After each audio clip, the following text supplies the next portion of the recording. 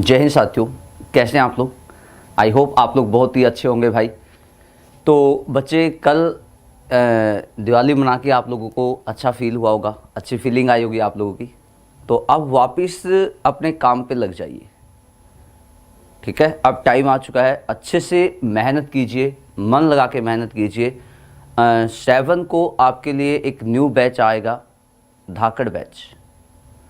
उस बैच में क्या कुछ हम लोग कैसे पढ़ेंगे, उससे पहले ही मैंने सिलेबस आपको कल बता दिया है। सिलेबस के बाद एक टेंस की बेसिक क्लास में कल दे चुका हूँ। आज हम लोग टेंस के कुछ क्वेश्चंस पढ़ेंगे और कल की क्लास में भी हम लोग टेंस के क्वेश्चन पढ़ेंगे। उसके बाद 7 को शाम को 7 बजे आपके लिए एक बैच लॉन्च हो जाएगा। देखते हैं बैच कैसा होगा, क्या होगा, ठीक है। तो बहुत बढ़िया वाला बैच आपके लिए लाया जाएगा, तो कोशिश कीजिएगा आप लोग उस बैच की एक एक क्लास को लो, ठीक है। चलो, किसी भी बच्चे का टेंस का कोई भी क्वेश्चन है तो आप पहले पूछ लीजिए। किसी भी बच्चे का कोई भी क्वेश्चन आपको लगता है, कोई भी क्वेश्चन आप लोगों का है, तो जल्दी से जल्दी आप लोग पूछ लीजिए, जितना जल्दी हो सकता है।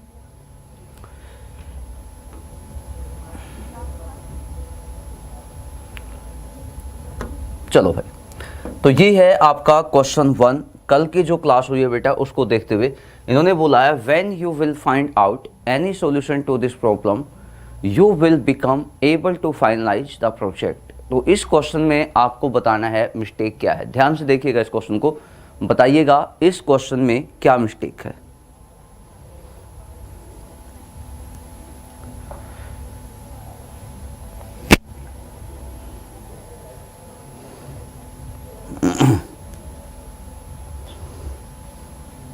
ध्यान से बिल्कुल।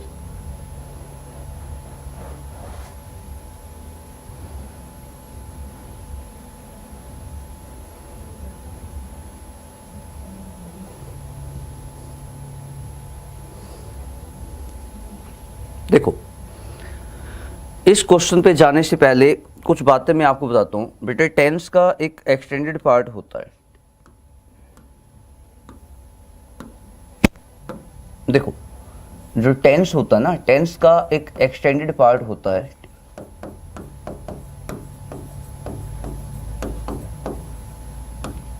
ठीक है, जिसे हम लोग क्या बोलते हैं, इसे बोला जाता है बच्चे क्या, कंडीशनल। कंडीशनल इसको बोला जाता है, ठीक है। समझाऊंगा बाद में, लेकिन मेन बातें बता देता हूं।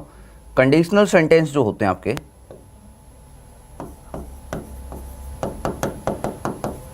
बेसिकली 2 टाइप से बनते हैं। मतलब कंडीशनल सेंटेंस जो होता है बेसिकली 2 टाइप से फॉर्मेशन बनेगी। एक आपका हो जाएगा इफ क्लोज, और एक कोमा आपको मिलेगा। कोमा के बाद आपको मिलेगा मेन क्लोज।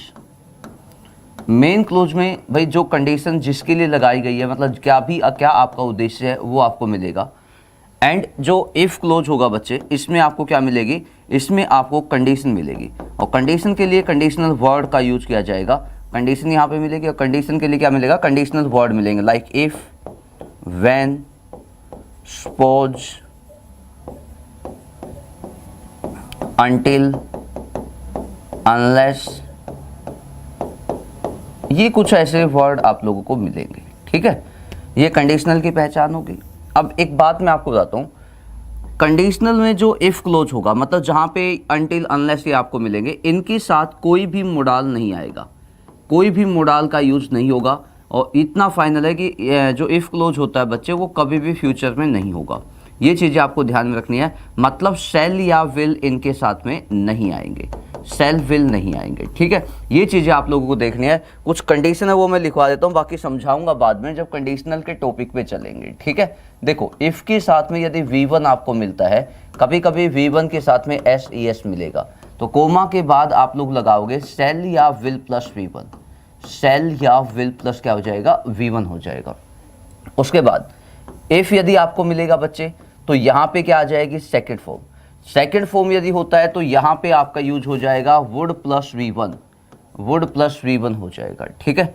और आपको यदि यहाँ पे if plus had plus third form मिलता है, इफ के बाद हैड प्लस थर्ड फॉर्म मिलता है, तो आपका यहाँ पे हो जाएगा would plus have plus third form, would plus have plus third form हो जाएगा, ठीक है। ये चीजें आप लोगों को देखनी है।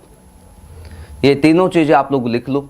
इफ़ की जगह पे सपोज, अनटिल, अनलेस, व्हेन कुछ भी आ सकता है, ठीक है।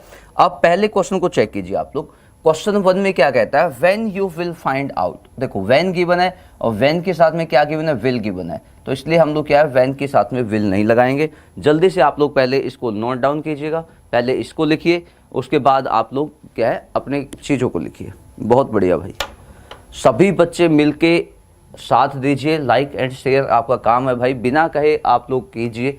जैसे ही क्लास में आते हो लिंक को अपने अपने जो भी आपका सोशल मीडिया जो आपके पास है लगा के आइएगा, ठीक है।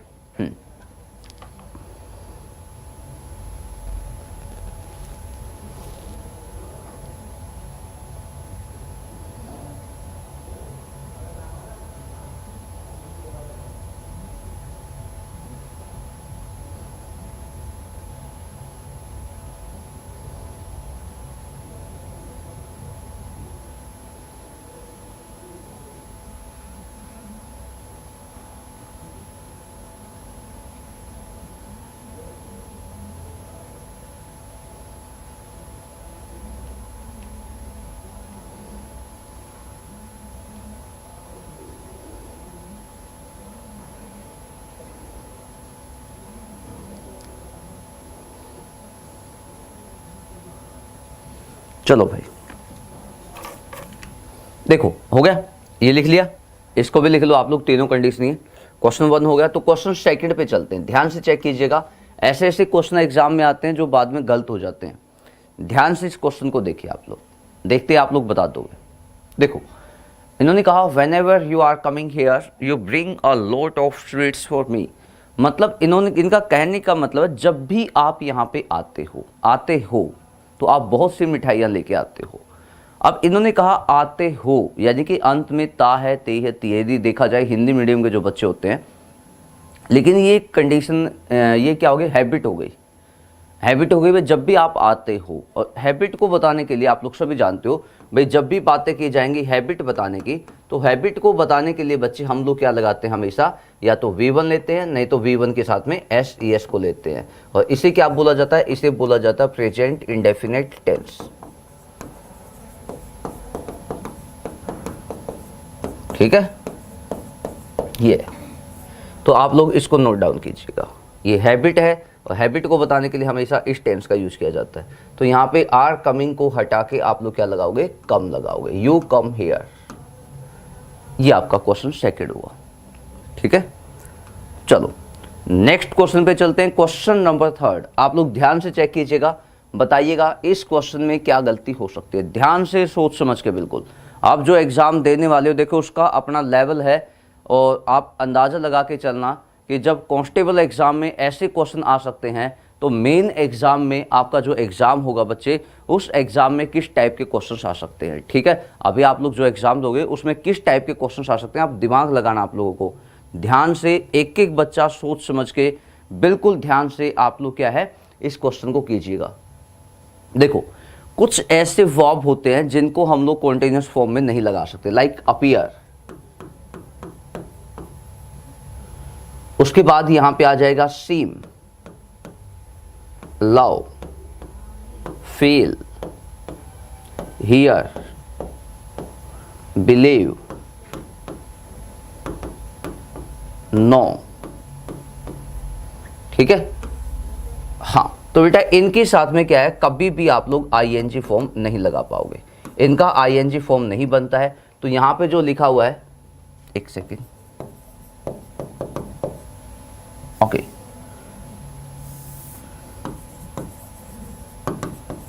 चलो इसको हटा देता हूँ, बिलीव में नो लिख देता हूँ, नो, ठीक है।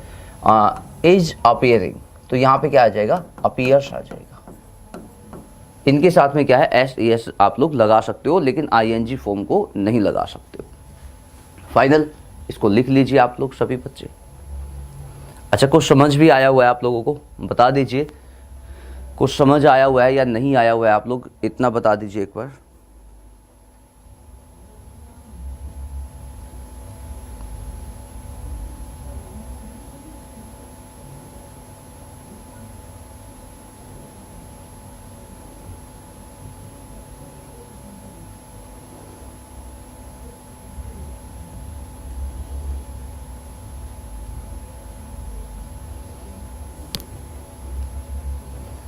ओके, देखो हो गया फाइनल, इतना फाइनल है, आगे बढ़े।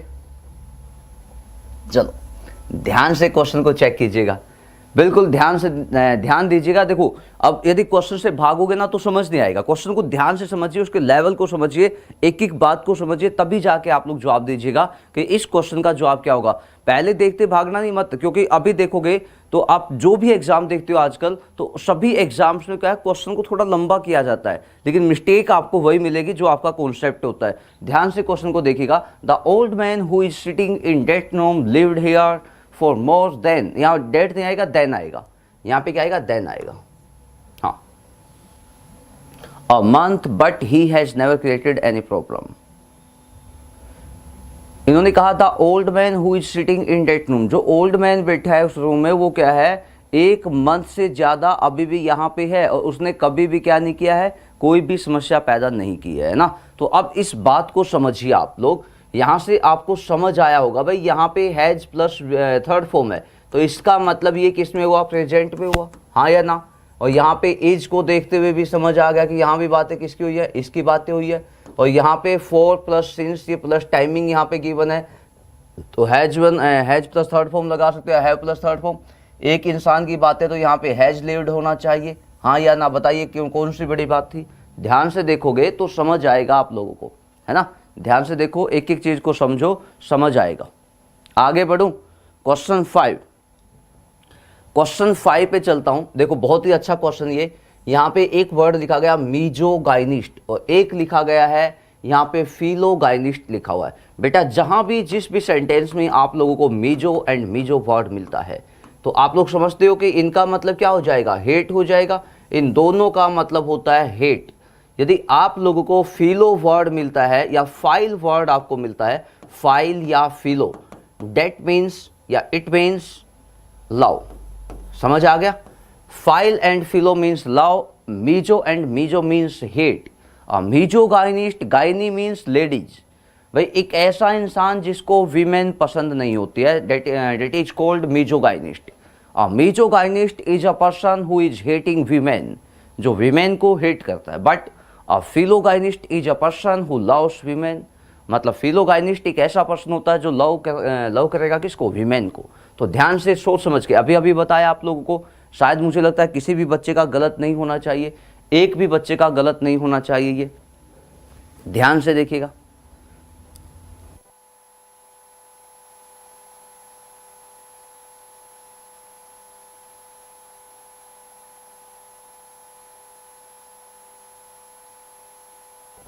चलो भाई, तो बताइए इसका जवाब क्या होगा।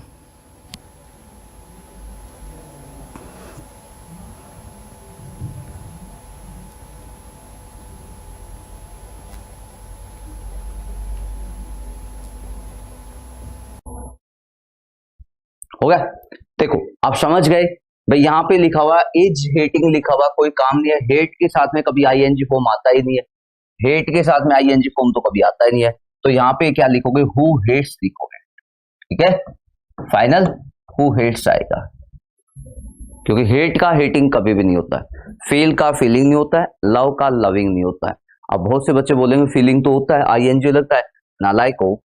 फील एक वर्ब है, फील क्या है, फील एक वर्ब है, ठीक है। और यहां पे जाओगे फीलिंग, यदि फीलिंग बोलते हो तो फीलिंग बेटा एक नाउन हो जाता है, वर्ब नहीं होती है, समझ गए। देखो फील का मतलब होता है महसूस करना,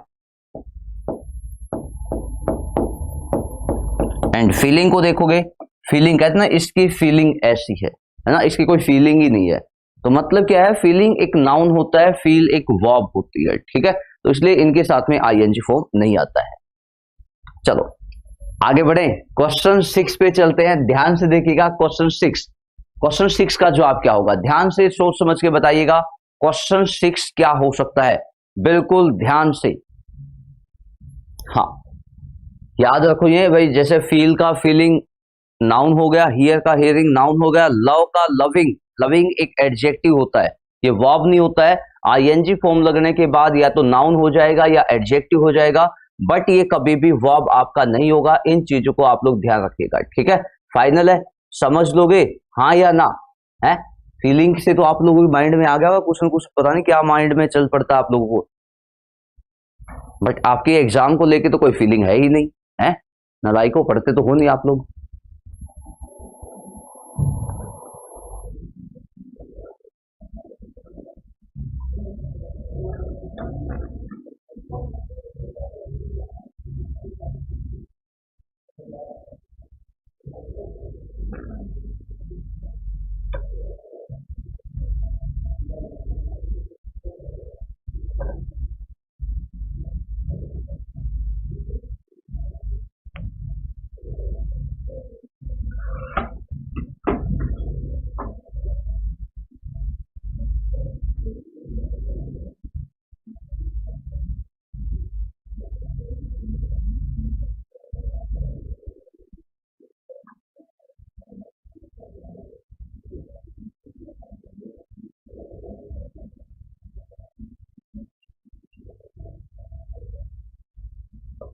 चलो भाई हो गया।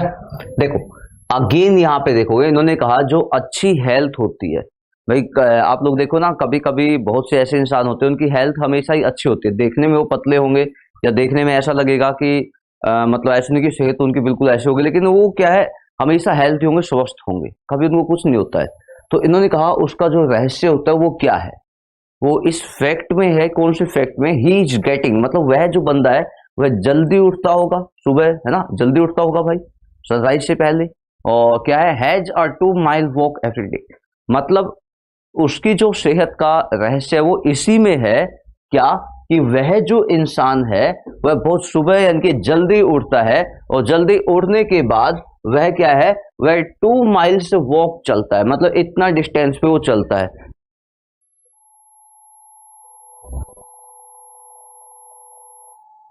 चलो भाई हो गया फाइनल।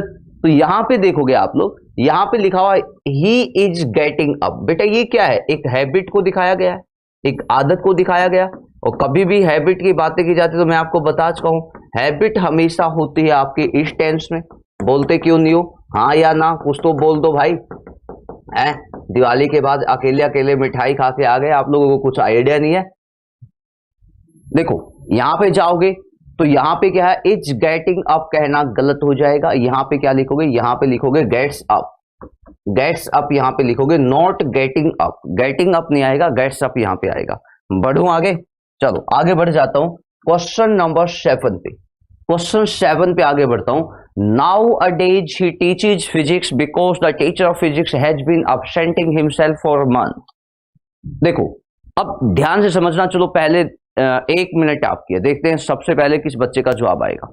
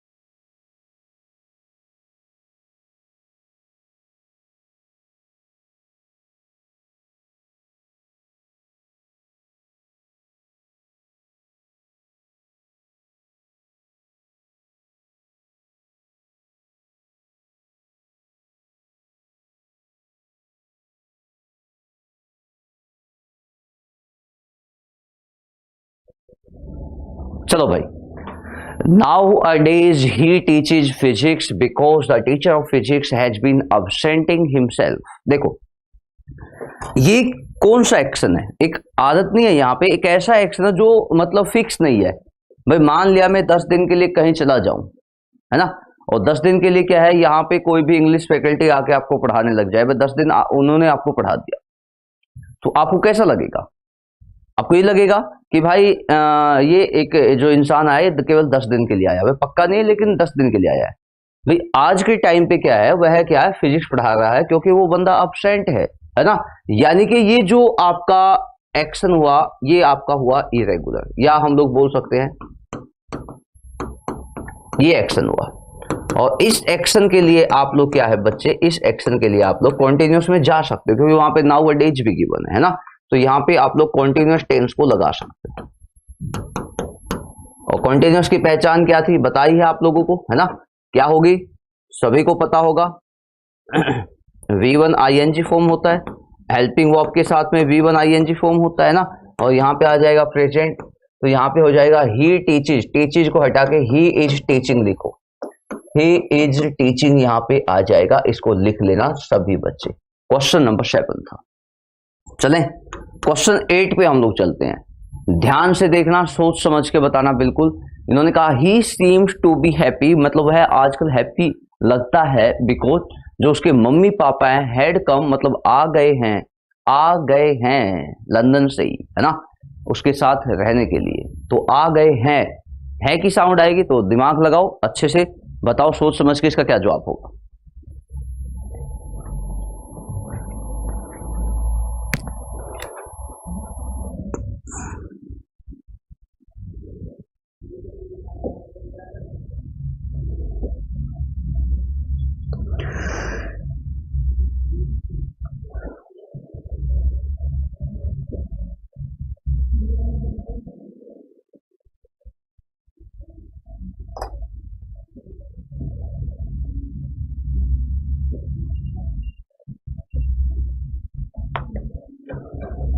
बताओ।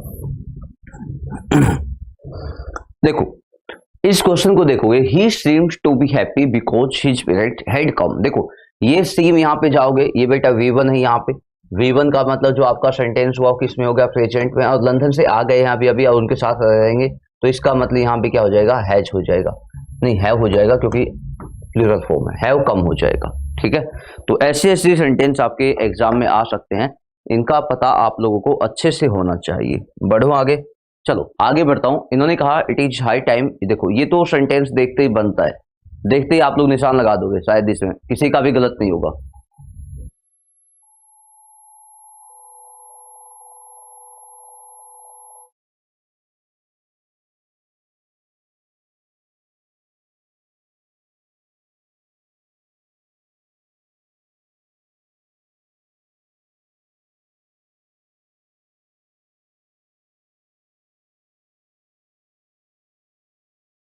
चलो भाई देखो यहां पे जाओगे, इन्होंने बोला इट इज हाई टाइम, आप लोग समझते हो कोई भी सेंटेंस जब आपका स्टार्ट होता है it is high time, and कोई भी सेंटेंस आपका स्टार्ट होता है इट इज टाइम या इट्स हाई टाइम, तो बच्चे एक चीज आप लोगों को ध्यान में रखनी है कि यहां पे क्या आएगा, सब्जेक्ट आपको मिलेगा। ठीक है, और कभी कभी क्या होगी,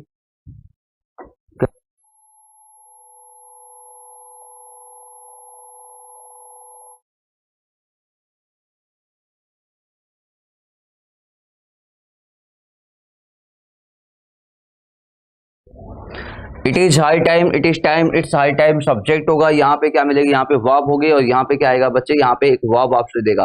देखो ये दो फॉर्मेशन होगी, यदि फॉर्मेशन ये मिलती है, यदि फॉर्मेशन आपको ये वाली मिलती है, यहां से ये वाली फॉर्मेशन आपको मिलती है, ये वाली, ठीक है, तो यहाँ पे जो वर्ब आएगा बच्चे, ये आपका क्या हो जाएगा, सेकंड फॉर्म हो जाएगा।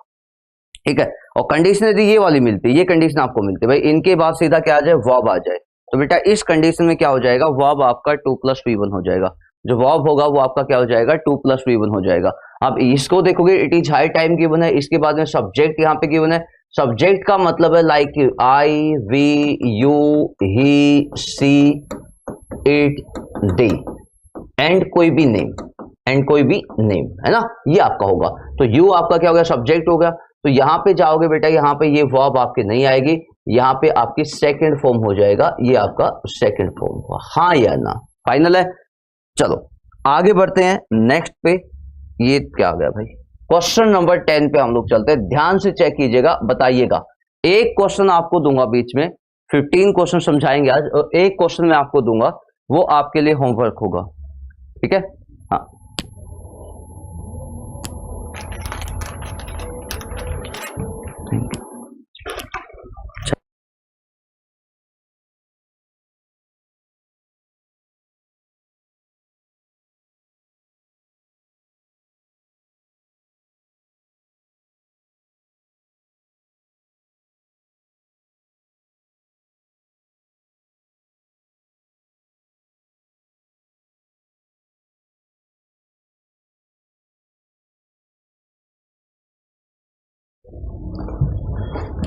बताओ भाई,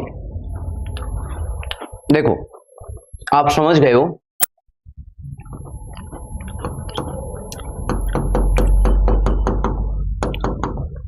लास्ट प्लस टाइमिंग, या कभी भी आप लोगों को मिलेगा यस्टरडे, अगो, अगो के साथ साथ में पास्ट ईयर। देखो ये आपका होगा, ये आपको मिल गया। लास्ट प्लस टाइमिंग मींस भाई हो सकता है यहां पे आपको मिल जाए last week, last month, last minute, last Sunday, है ना, कुछ भी आपको मिल सकता है। तो इन सब केसेज में बेटा आप लोग हमेशा क्या लगाते हो, सेकंड फॉर्म, जिसे बोला जाता है सिंपल इंडेफिनिट टेंस या सिंपल पास्ट टेंस, है ना, हाँ या ना। तो आप जाओगे यहाँ पे लास्ट वीक गिवन है तो हैज लगाने की आपको नीड नहीं है, ओनली यहाँ पे डाइड आ जाएगा। बताइए समझ आ गया? फाइनल, इसको लिख लीजिए आप लोग। तो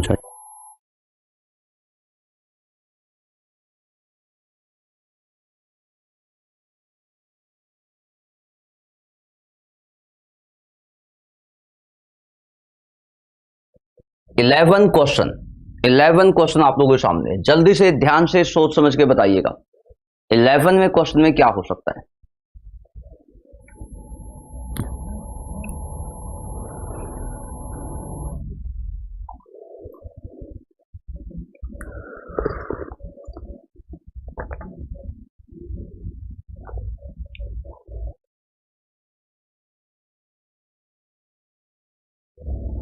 चलो भाई इस क्वेश्चन को देखोगे, देखो समझो इसको,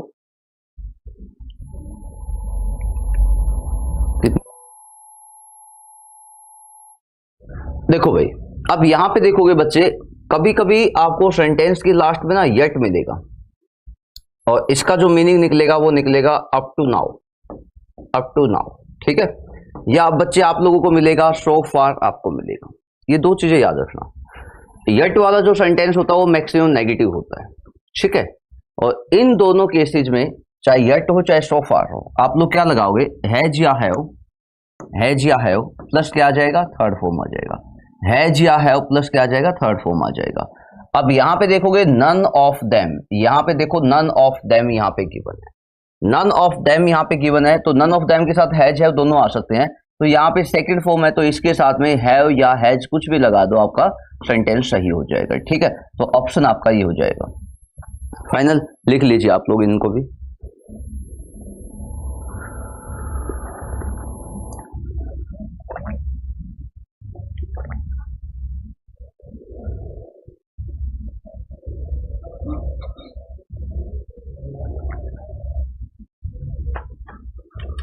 चलो भाई क्वेश्चन नंबर 12 क्वेश्चन पे चलते हैं। बहुत ही आसान क्वेश्चन है, जिसका गलत हुआ देख लेना, उठा के फेंक दूंगा आप लोगों को।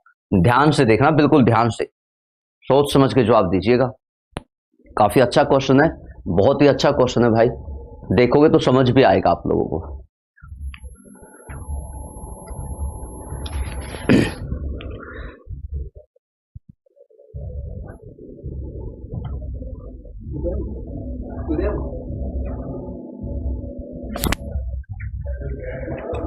अच्छा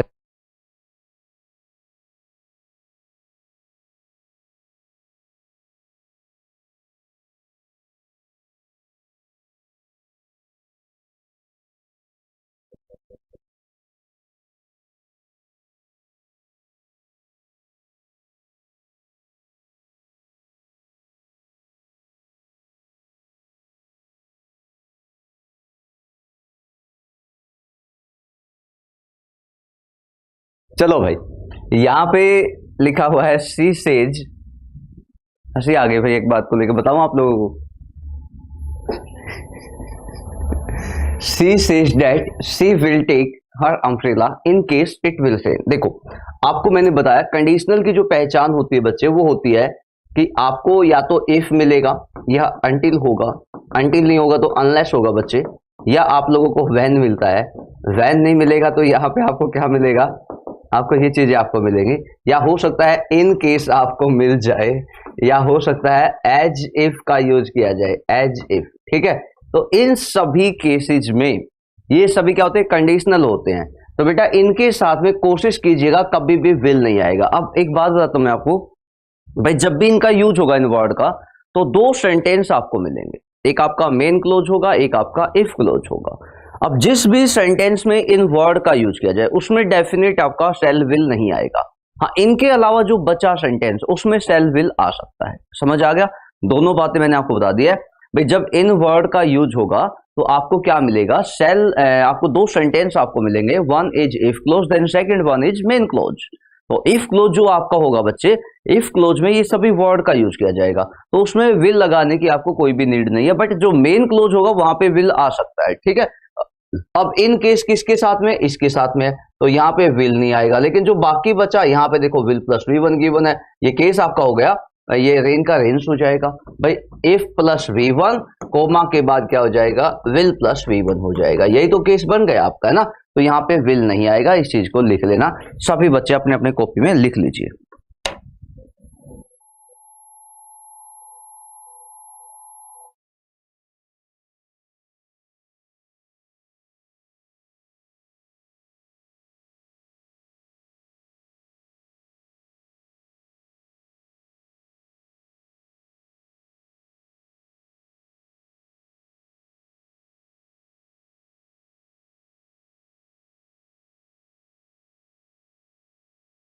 नेक्स्ट क्वेश्चन आप लोगों के लिए आ चुका है, ध्यान से देखना, इस क्वेश्चन को सोच समझ के बताना कि इसका जवाब क्या होगा, बिल्कुल देख के।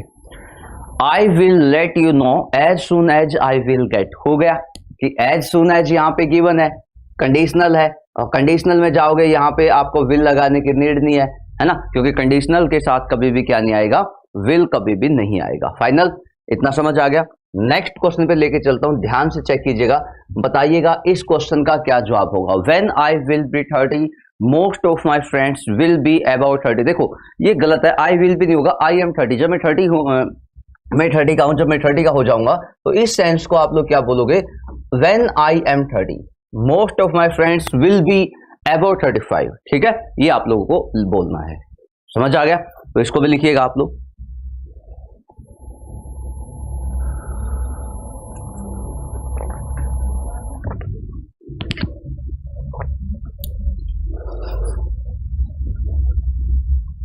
आगे चलें, चलो भाई क्वेश्चन 15 लो भाई, ध्यान से देख के सोच समझ के। ये क्वेश्चन छोड़ देता हूं आप सभी के लिए, आपका होमवर्क। तो आज की क्लास के 15 क्वेश्चन थे। देखो जब भी आपको मिले, it is the first time, it is the second time, तो कोशिश कीजिएगा यहां पे वर्ब को चेंज करने की। हैज या हैव प्लस थर्ड फॉर्म हो सकता है। ठीक है, तो हैव प्लस थर्ड फॉर्म हो जाएगा, हैव हियर्ड यहां पे हो जाएगा। फाइनल हो गया?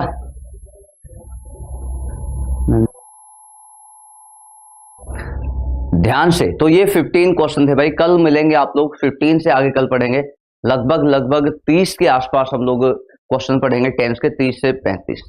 ठीक है, ठीक है। तो ये थी आज की आप लोगों की क्लास।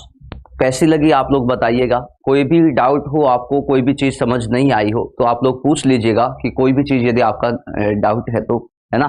मेहनत कीजिए, याद कीजिए अपने वो पिछले दिन कि जब तक तोड़ेंगे नहीं छोड़ेंगे नहीं।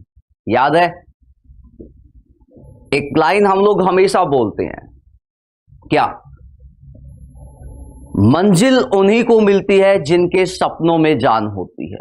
मंजिल उन्हीं को मिलती है जिनके सपनों में जान होती है।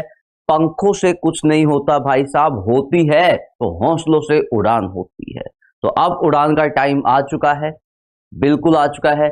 मेहनत कीजिए, अच्छे से मेहनत कीजिए, जी जान लगाइए, सोचिए समझिए, अपनी कहते हैं कि पढ़ने वाली फीलिंग को जगाइए। 7 को बहुत बढ़िया बैच आपके लिए आने वाला है, धाकड़ बैच। मैक्सिमम ये जो फायदा होने वाला है, यूट्यूब वाले बच्चों को फायदा होने वाला है। समझ ही जाओ आप लोग कौन सा बैच कैसे आने वाला है।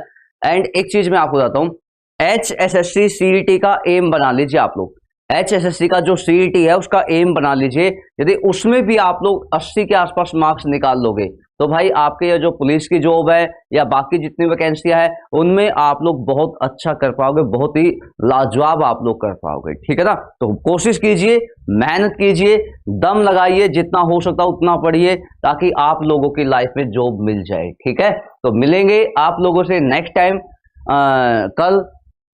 इसके जो नेक्स्ट क्वेश्चन है 15 से आगे 16 क्वेश्चन से पढ़ना स्टार्ट करेंगे, कल की क्लास में मुलाकात होगी। तब तक के लिए bye bye, thank you so much, जय हिंद।